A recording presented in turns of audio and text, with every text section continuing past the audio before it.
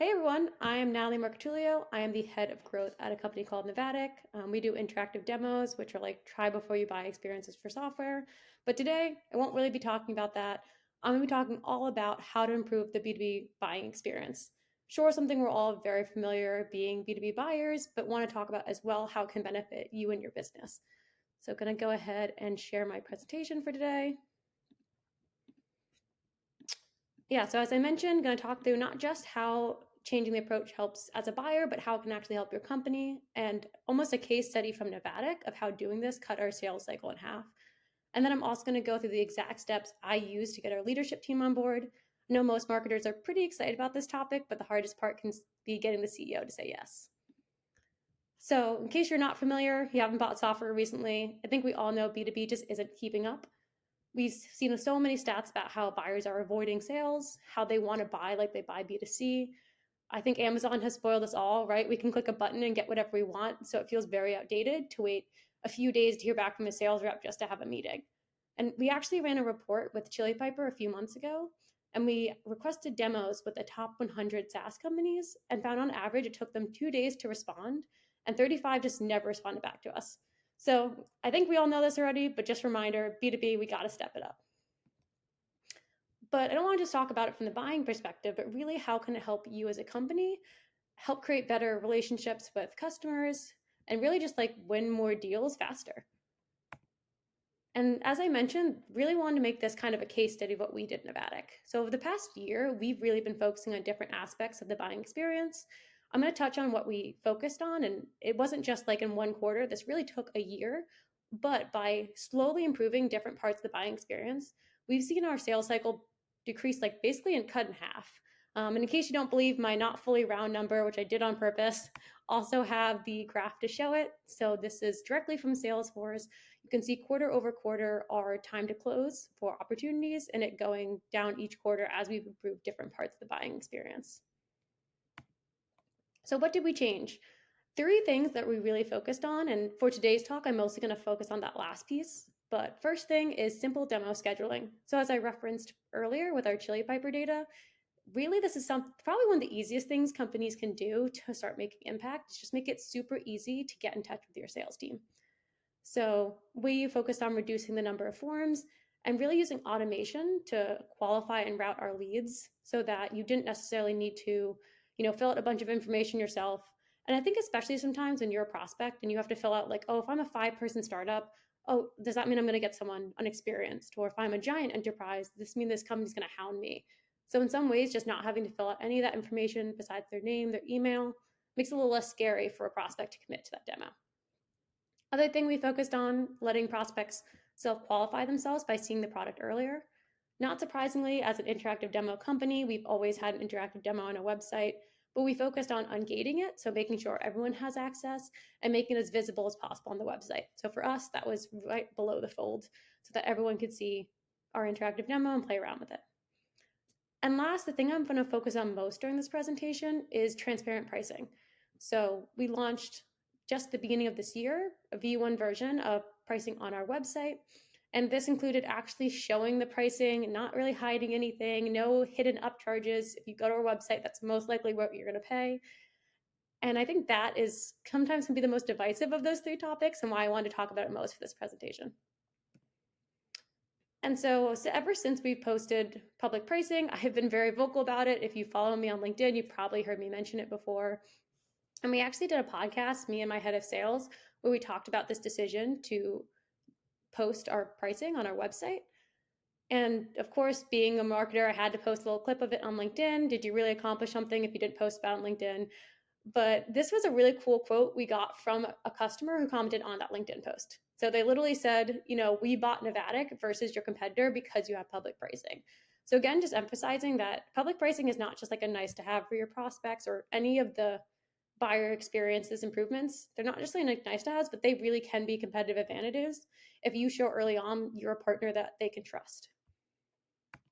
Okay, so again, this all sounds great. I feel like every marketer has probably been nodding their head their entire time during this. But the real question is, how do you get leadership on board? How do you get them also excited about it? I think that can be some of the hardest parts. So these are the exact steps I took at Navattic to get us on board with public-facing pricing. So number one is gather external data. I think a lot of times when we're making pitches to our leadership teams, it feels like it might just be coming from a place of like, these are my thoughts or opinions. So by gathering that external data, you're showing this is not just what I like or what I think. This is actually what industry experts are saying are best practices.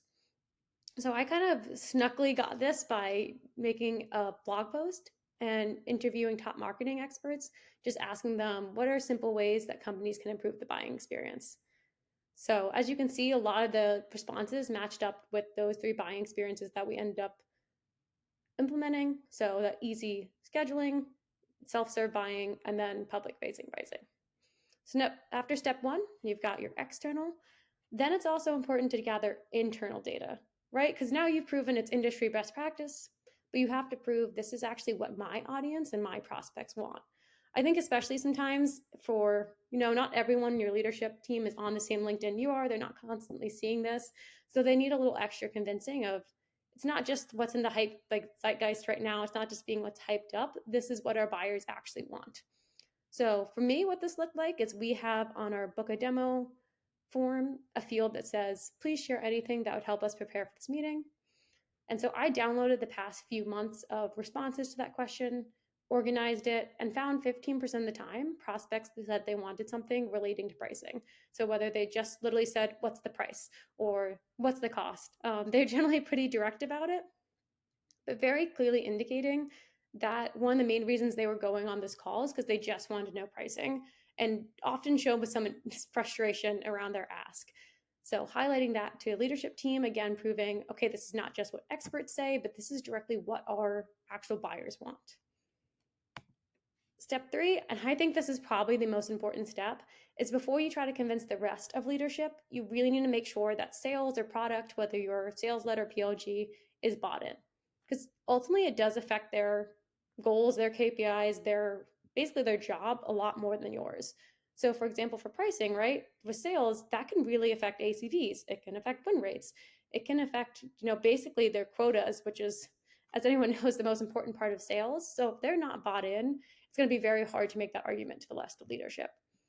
So again, what we did is we showed that internal data as far as the prospects demanding it, also looked at like gong recordings and just showed a lot of clips with prospects visibly showing frustration or just constantly asking about pricing. I don't think this was anything too surprising for sales. Like they're on these calls, they know it. But I think just really emphasizing the frequency that which it happened helped point like we need to get on this. And so I mentioned that podcast I did with my head of sales earlier. He had this quote from it that I really liked and thought really well described how to help like push over another team to show like, okay, we really need this. And basically he equated public pricing to if every day on sales calls, prospects were asking for a certain feature, right? Like if every single day you heard the same feature being asked for, you would go to product and say like, hey, we need to build this feature. That was the same for sales with pricing. Every single time it was brought up, there was frustration around it. It just became so apparent that like we needed to add it. So now that you've got sales aligned or product aligned, next steps that I would highly recommend is experimenting. Don't feel like you have to jump right away like into the deep end, especially because you might have gotten like your head of sales aligned, but that doesn't necessarily mean your sales reps are all aligned or that they're interested. This experimentation can kind of help get more people aligned on board and make it feel like they were part of the decision versus being kind of thrown on them. So for us, what we did is we didn't go all in and put public pricing on our website to begin with. We started just by asking our reps to email prospects who mentioned pricing in that book a demo field, as I mentioned, ask them just to email it to them beforehand. And then we measured those deals and see if they moved faster in the sales cycle. And not too surprisingly, they did. That's how we got to where we are today. And in case you're wondering, like, okay, what are some experiments I can run for those 3 things I mentioned? I have a little list here of from, I'd say, easiest, but maybe the lowest impact to most difficult to implement to highest impact. So level 1 being easiest, level 3 being probably the most work, but most impact. So don't feel like you have to start with level 3, right? Like if you can just start with level 1, that can help get buy-in for this initiative, show people the value of it, and really just start making slight improvements. I think as buyers, we do appreciate just any effort for improvements because some experiences are so bad. So even just having a slightly better experience can still be a competitive advantage. And lastly, once it's done, once the experiment's over, it's always so important that you are very visible about the results. So for me, I had a Notion doc with all the results that people could check weekly, monthly, and then very important to zoom out quarterly. So for example, for us, we didn't see that we had that big decrease in the sales cycle until we zoomed out quarterly. So make sure you're very public about the results, share them constantly with leadership, keep reminding them that this was a good decision. And finally, keep sharing that qualitative data too.